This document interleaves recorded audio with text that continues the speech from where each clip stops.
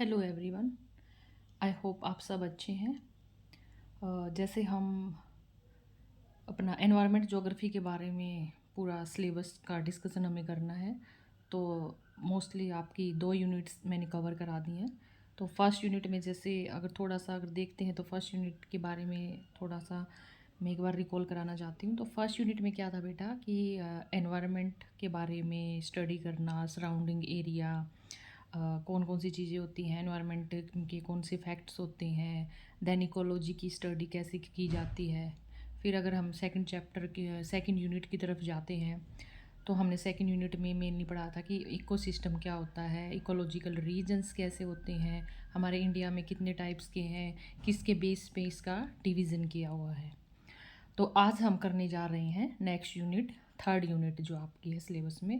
क्योंकि अभी मोस्ट क्या है कि आपके एग्ज़ाम की डेट शीट भी आ गई है, तो आप एक बार ये वीडियो देख के आप जल्दी से अपने जैसे हेडिंग या पॉइंट्स नोट डाउन करके और वीडियो को देख के अच्छे से समझ सकते हो कि आपको कैसे क्वेश्चन में क्या क्या चीज़ें लिखनी होती हैं। जैसे मार्क्स कम आते हैं, आप लोगों की एक प्रॉब्लम होती है कि मैम मार्क्स कम आ रहे हैं, हम तो पूरा पेपर करके आए थे। तो बेटा उसके लिए आपको क्या करना है, क्वेश्चंस को अच्छे से समझा करो कि क्वेश्चन में पूछा क्या गया है। आप लोग क्या करते हैं कि जैसे आज का टॉपिक है लैंड पॉल्यूशन है, ठीक है, तो लैंड पॉल्यूशन के बारे में आप थोड़ा सा बच्चों जैसा लिख देते हो तो मार्क्स कहाँ से आएंगे। तो लैंड पॉल्यूशन ही आ जाता है जैसे मान लो, क्योंकि थर्ड यूनिट में हमें क्या पढ़ना है कि पॉल्यूशंस क्या होते हैं, ग्रीन हाउस इम्पैक्ट क्या होते हैं, क्लाइमेट चेंज क्या है। तो थर्ड यूनिट आपकी किस पे जाएगी, सारी कौन कौन सी हमारे एनवायरनमेंट में प्रॉब्लम्स है, इसके बारे में हमें थर्ड यूनिट में पढ़ना है। तो आज का जो मेन टॉपिक है, अगर टॉपिक की तरफ चलते हैं तो लैंड पॉल्यूशन का है। तो आप लोगों को सबसे पहले पता होना चाहिए कि लैंड पॉल्यूशन क्या होती है, कौन कौन से सोर्सेज होते हैं, इसके क्या इम्पैक्ट होते हैं, कैसे हम इसको बचा सकते हैं।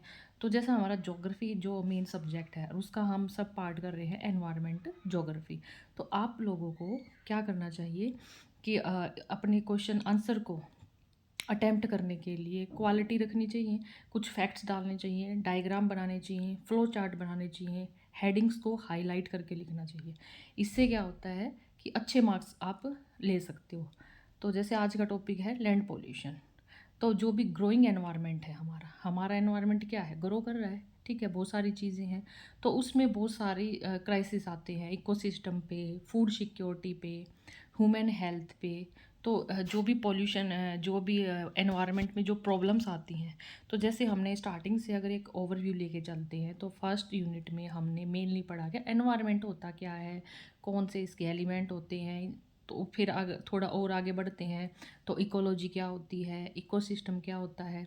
फिर और आगे नेक्स्ट थर्ड यूनिट में जो हम करेंगे उसमें आते हैं कि हमारे एनवायरनमेंट में कौन कौन से पॉल्यूशंस क्रिएट हो रही हैं, फूड सिक्योरिटी वगैरह क्या है, ह्यूमन हेल्थ पे क्या क्राइसिस हैं, क्लाइमेट चेंज है, ग्लोबल वार्मिंग है, एसिड रेन है, ग्रीन हाउस इम्पैक्ट है। तो ये सारी क्या है, हमारे एनवायरनमेंट्स की प्रॉब्लम है।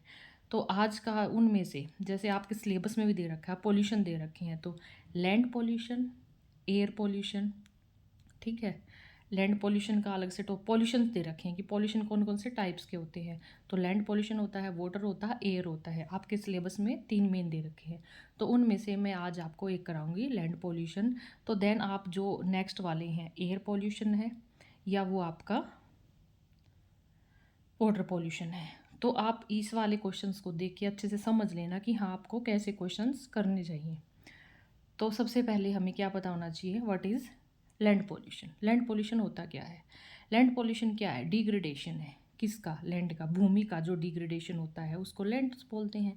हमारी भूमि पे ज़मीन है जो, वो इम्पैक्ट होती है जब उसमें वो फर्टाइल नहीं रहती, जब उसमें पोल्यूशन बढ़ता है, तो उसको बोलते हैं। तो हमारा क्या है कि जब हार्मफुल चीज़ें जैसे केमिकल्स वगैरह हैं, वेस्ट हैं, पोल्यूटेंट्स हैं, ये सारे क्या है हमारी सोयल में जब मिक्स हो जाते हैं तो हमारी सोयल या लैंड क्या हो जाती है, पोल्यूटेड हो जाती है। अब आप हमें पता है कि सोयल क्या है, एक नॉन रिन्यूएबल रिसोर्स है। अगर टाइम स्केल में देखा जाए तो 500 साल लगते हैं मिट्टी को, ज़मीन को बनने में, कितना, 2.5 सेंटीमीटर, कि जो लेयर बनती है मिट्टी की उसको बनने में इतना ज़्यादा टाइम लगता है। लेकिन ह्यूमन की ग्रोथ ने, मनुष्य की टेक्नोलॉजी ने क्या किया है, डिग्रेडेशन शुरू हो गया है। जो हम प्लानिंग करते हैं, जो हम टेक्नोलॉजी यूज करते हैं अपने लिए कि हाँ यहाँ पे ऐसी इंडस्ट्रीज़ लगानी है, इनकम के सोर्स बनानी है, एग्रीकल्चर कैसी करनी है, जैसे एग्रीकल्चर ही करते उसमें भी इतने उसमें उसकी फर्टिलिटी को बढ़ाने के लिए खाद वगैरह डालते हैं, ठीक है। तो उससे क्या होता है, और जो कीटनाशक वो होते हैं, कीटनाशक दवाइयाँ जो हम डालते हैं तो हमारी लैंड्स में क्या होते हैं, केमिकल जाते हैं, तो वो हमारे फूड में भी आते हैं। फूड या वेजिटेशन जो हम खाते हैं तो वो हमारे में भी यूं के यूं आ जाते हैं। तो क्या है कि ह्यूमन बॉडी भी इम्पैक्ट होती है, सारे बायोटिक एलिमेंट्स इम्पैक्ट होते हैं, एबायोटिक एलिमेंट्स की आई से इम्पैक्ट होते हैं। नेक्स्ट अगर हम देखते हैं तो इसमें क्या है, टाइप्स ऑफ लैंड पोल्यूशन, कि लैंड पोल्यूशन के कौन कौन से टाइप होते हैं। अगर मेनली हम देखते हैं तो कौन से हैं टाइप्स ऑफ लैंड पोल्यूशन में, सॉलिड वेस्ट, चार टाइप्स की मेन दिखा रखे हैं। जैसे सॉलिड वेस्ट होता है, केमिकल वाला होता है, रेडियोलॉजिकल होता है और प्लास्टिक वाला होता है, ठीक है। जैसे सॉलिड वेस्ट किससे बनता है, हाउस होल्ड, घर में जो हम यूज करते हैं, पॉलीथीन वगैरह आते हैं उनको, जितना भी आप डस्टबिन में घर से, किचन से, पूरा घर से जो कूड़ा डालते हैं, ठीक है, वो डस्टबिन में, वो सारा हाउस होल्ड होता है। कमर्शियल बाहर से, इन चीज़ों की वजह से हमारी जो जहाँ पे भी ये सारा कूड़ा कचरा इकट्ठा करके डालते हैं तो वो सॉलिड वेस्ट में जाता है। केमिकल क्या होते हैं बेटा, कि केमिकल जैसे इंडस्ट्रीज वगैरह हैं लगती हैं, वो अपना पानी को डालते हैं, वो लैंड में जाता है, रिएक्शन करता है। आप देखते हो जहाँ पे बड़ी बड़ी फैक्ट्री लगी हुई हैं वहाँ के आसपास पे बहुत सारा पानी इकट्ठा रहता है, जो पॉल्यूशन का, लैंड पॉल्यूशन बहुत बड़ी मात्रा में वहाँ पे पाया जाता है। रेडियोलॉजिकल कौन से होते हैं, जैसे न्यूक्लियर वेस्ट है, रेडियो एक्टिव मटीरियल्स होते हैं, माइनिंग वगैरह करने में जिन चीज़ों का यूज करते हैं, जैसे न्यूक्लियर, या जो आपके हिली एरिया है वहाँ पे रोड बनाने के लिए जब उन रॉक्स को तोड़ती हैं तो छोटी छोटी जो माइनिंग वगैरह या न्यूक्लियर जो यूज होता है उससे क्या होता है, लैंड पॉल्यूशन होता है। प्लास्टिक पॉल्यूशन होता है, इसमें जो भी फर्गमेंटेशन और माइक्रो प्लास्टिक्स होता है जो हमारी सोयल में, हमें पता है कि प्लास्टिक कभी भी क्या होता है, गलता नहीं है, भूमि ज़मीन में बहुत सालों तक वो ऐसे के ऐसे रहता है। फिर है इसमें sources of land pollution. Land pollution के सोर्सेज कौन कौन से हैं, कहाँ कहाँ से किस वजह से क्या है पोल्यूशन क्रिएट होता है। लैंड जो पोल्यूशन है उसके मेन फैक्टर या सोर्सेज क्या होते हैं। तो आप लोगों को क्वेश्चन कैसे लिखना है कि व्हाट इज़ लैंड पोल्यूशन, उसके बारे में बताना है, उसके कितने टाइप्स होते हैं।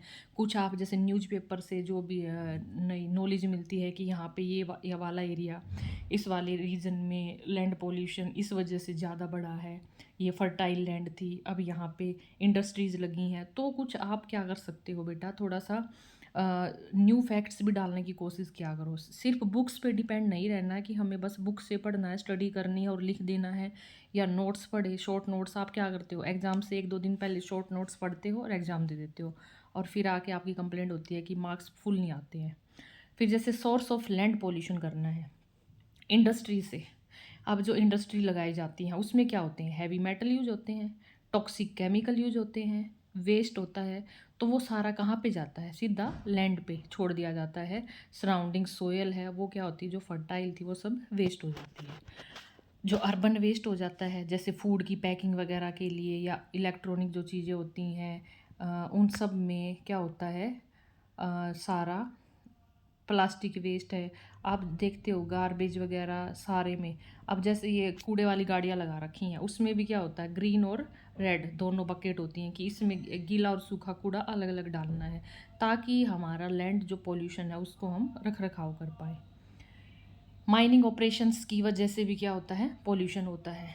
सरफेस एंड अंडरग्राउंड माइनिंग, इसमें क्या होता है कि वेजिटेशन आपकी लैंड या लीव बिहाइंड टॉक्सिक टेलिंग और हैवी मेटल्स जो यूज होते हैं इंडस्ट्रीज़ वगैरह में, ठीक है, तो उनकी वजह से वो क्या करते हैं, हम उनको यूज करके ऐसे ही ज़मीन पे इधर उधर फेंक देते हैं, कूड़ा फैल जाता है, तो उससे भी क्या होता है, लैंड पोल्यूशन बढ़ता है।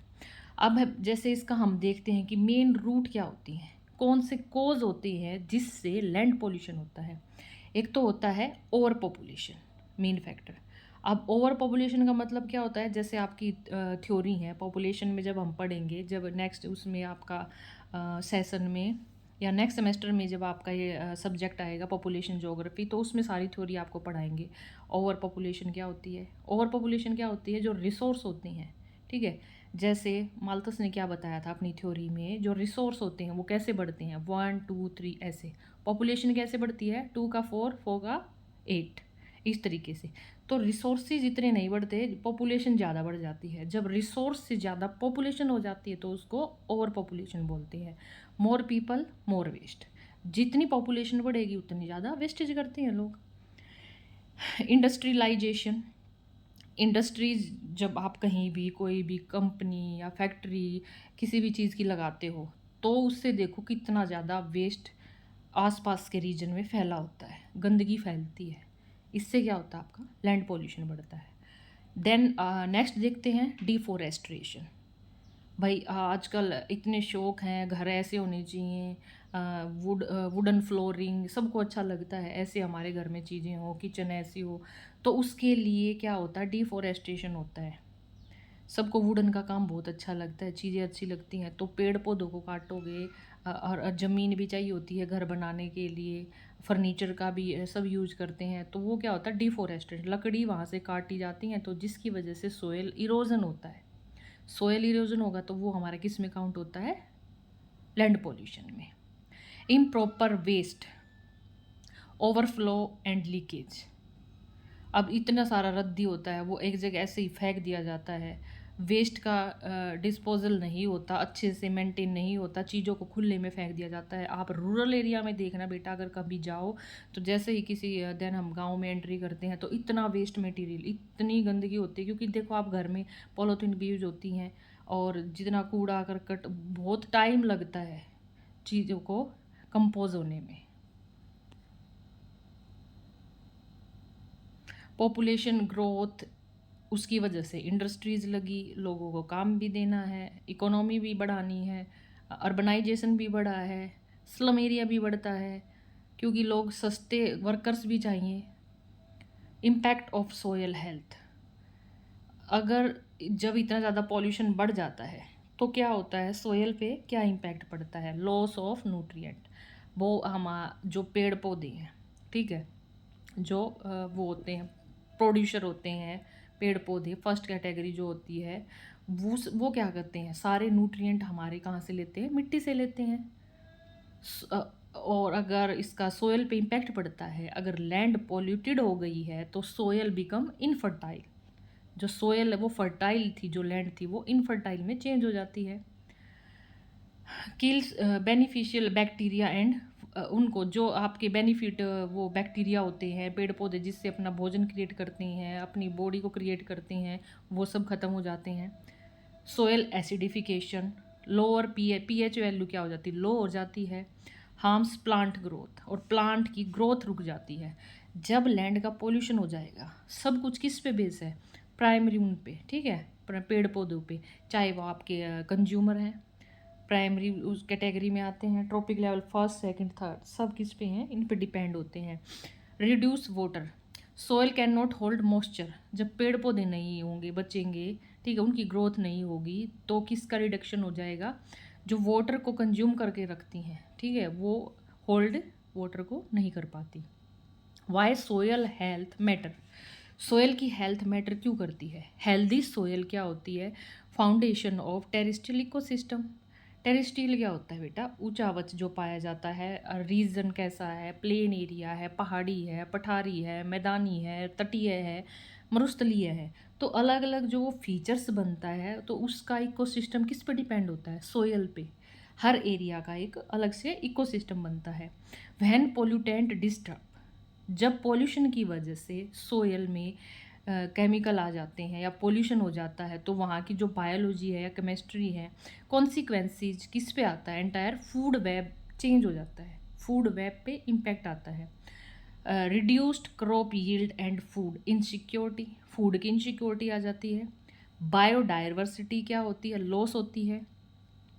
इंक्रीज इरोजन, सोयल इरोजन क्या होता है, इंक्रीज होता है, ज़्यादा होने लग जाता है। जब सोयल इरोजन होगा, अपर्दन होगा, तो क्या होगी, फर्टाइल लैंड नहीं बचेगी, डेजर्टिफिकेशन बढ़ता है, ठीक है। तो ग्राउंड वाटर सप्लाईज में कमी आ जाती है। नेक्स्ट अगर देखते हैं तो impact on ecosystem and diversity. अब हमारी लैंड, हमें पढ़ लिया कि पोल्यूशन क्या होता है, लैंड पोल्यूशन क्या है, कौन से सोर्सेज होते हैं, सोइल पे क्या इम्पैक्ट पड़ता है। तो इन सब का फिर हम, अब हमें नॉलेज है कि हाँ लैंड पोल्यूशन हो चुका है, तो उसका इम्पैक्ट इकोसिस्टम पे क्या पड़ेगा और बायोडाइवर्सिटी पे क्या पड़ता है। जैसे आपके फ्लोरा है, फ्लोरा क्या होते हैं, आपके पेड़ पौधे हैं, टॉक्सिक सोयल हो जाती है, मतलब उनको सांस कैसे लेंगे जब सोयल में न्यूट्रिएंट नहीं बचेंगे। उनको ग्रोथ करने के लिए जो मेन न्यूट्रिएंट होते हैं, ठीक है, न्यूट्रिशन नहीं बचते हैं, तो वो सोयल जब पोल्यूटेड हो जाती है तो वो सोयल पेड़ पौधों के लिए टॉक्सिक हो जाती है। टॉक्सिक सोयल होगी तो क्या होगा, वेजिटेशन ख़त्म होने लग जाती है। फोना में क्या होता है, जब मेनली इस पे डिपेंड होते हैं हमारे फ्लोरा फोना, तो एनिमल क्या हो जाते हैं हमारे, फूड चेन है जो वो चेंज हो जाएगी। क्योंकि पेड़ पौधों को खाने वाले शाकाहारी, शाकाहारी को खाने वाले मांसाहारी, मांसाहारी में सारा हर्बीवोर्स जो मानव मेन होता है, वो जो पेड़ पौधों से भी भोजन लेता है, प्राइमरी प्रोड्यूसर से भी, सेकेंडरी से भी, तो वो फूड चेन होती है। क्योंकि जब स्टार्टिंग जहाँ से होती है, जब वो डिस्टर्ब हो रही है तो क्या हो जाएगा, फूड चेन भी चेंज हो जाती है। नेक्स्ट है water system. Pollutant leach through soil into rivers और एक्विफायर्स स्प्रीडिंग। तो क्या हो जाता है, जब पोल्यूशन हो जाता है तो हमारा वो किस में होता है, रिवर्स में भी पोल्यूशन है, जो पीने योग्य पानी है वो भी, तो वो क्या होता है, पोल्यूशन फैलता जाता है तो बहुत सारे बैड इम्पैक्ट आते हैं।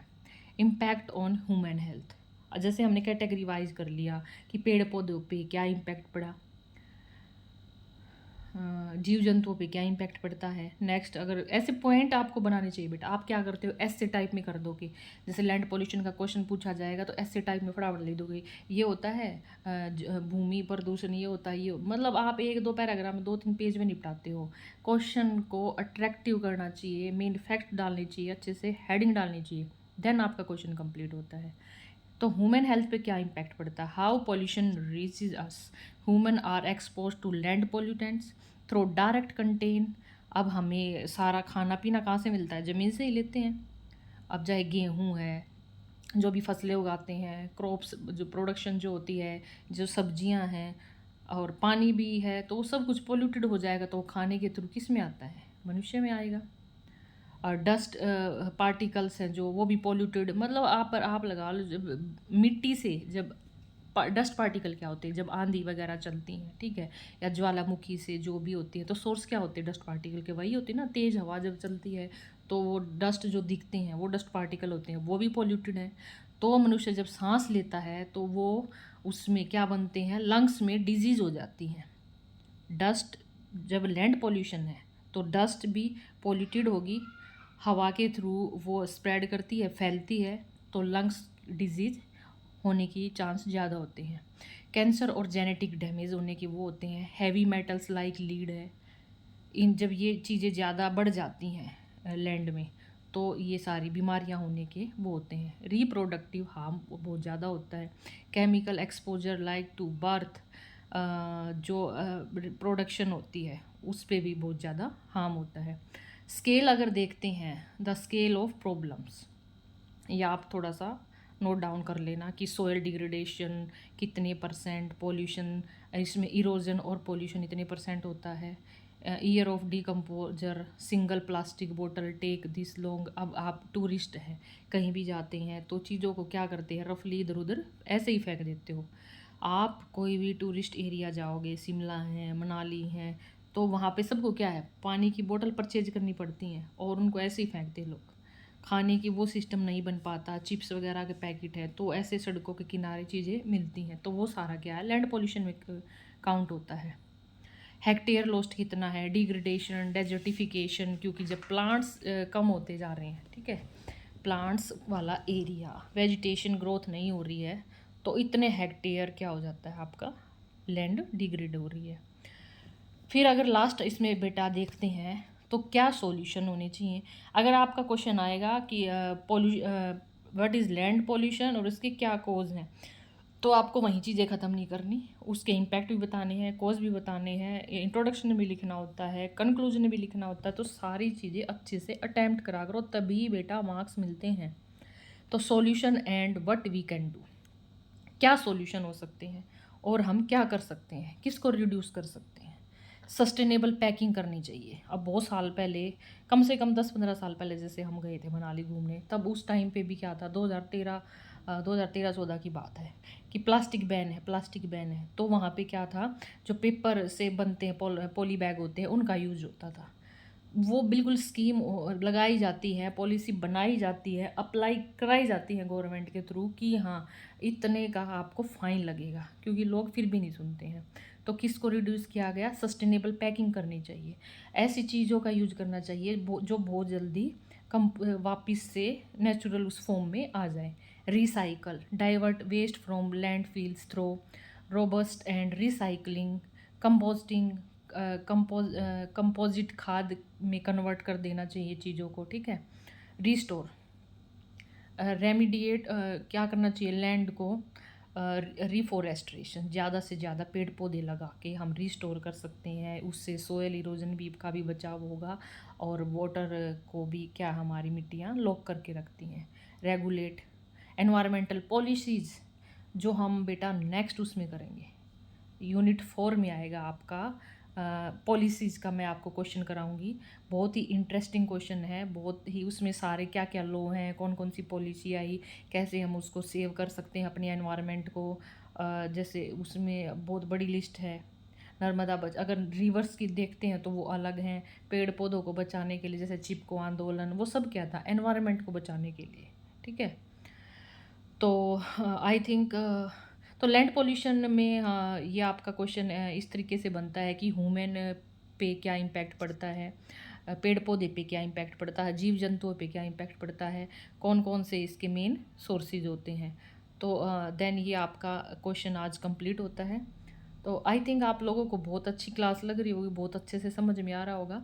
अगर फिर भी बच्चों बेटा किसी टॉपिक में या जो आपको मैटर नहीं मिलता आपके क्वेश्चन से रिलेटेड, तो मेरे को आप मैसेज कर देना। मैं पूरी कोशिश करूँगी कि आपके लिए अच्छी सी पीपीटी बना के आपको बहुत अच्छे से समझाऊँ। तो मिलते हैं बेटा नेक्स्ट क्लास में कल, जो नेक्स्ट टॉपिक के साथ। 3rd यूनिट में से आप सिलेबस भी देख लो कि मैम ये वाला क्वेश्चन आप और करा दो, इम्पोर्टेंट क्वेश्चन। वैसे मैं आप लोगों को ज़्यादा तो नहीं करा रही, लेकिन जो मेन क्वेश्चन बन रहे हैं वो मैं आप लोगों को करा रही हूँ। तो थैंक यू सो मच, अच्छे से देखना, अच्छे से पढ़ना, और ऑल द बेस्ट, अपने अच्छे एग्ज़ाम देना। थैंक यू बेटा, मिलते हैं नेक्स्ट वीडियो में।